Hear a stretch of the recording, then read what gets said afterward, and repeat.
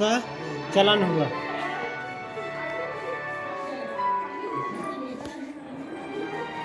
तो ऐसे ही कई वर्षों उपरांत समुद्र में जीव जंतुओं की उत्पत्ति हुई, जिनमें हरी शैवाल और आदि मछलियां शामिल थी। इसी काल में भूमि पर पेड़ पौधे और जीव जंतु दिखाई दिए और फिर कीड़े, मकड़ियां और चौपाइयां विकसित हुई।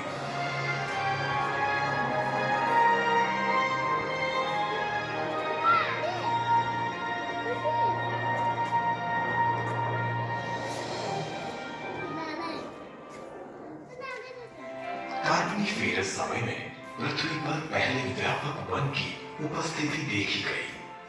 कार्बोनिफेरस समय की विशेषता घने और दलदल वन वाले स्थान थे।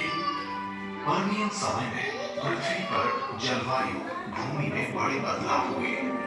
ट्रिलोबाइट्स और अन्य समुद्री समूह विलुप्त हो गए और छोटे सरीसृप यानी छोटे रेप्टाइल्स का एक समूह विकसित हुआ। ये ज्यादातर डायनासोर के साथ साथ प्लेटोसोर और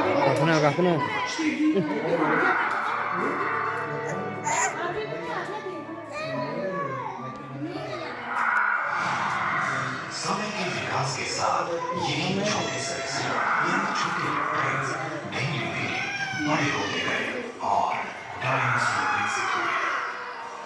यही डायनासोर विकसित होते होते बड़े होते इतने बड़े हो गए कि पूरी पृथ्वी पर शासन करने लगे। इनमें पेड़ पौधों को खाने वाले डायनासोर के साथ साथ मांस का भक्षण करने वाले डायनासोर भी शामिल थे।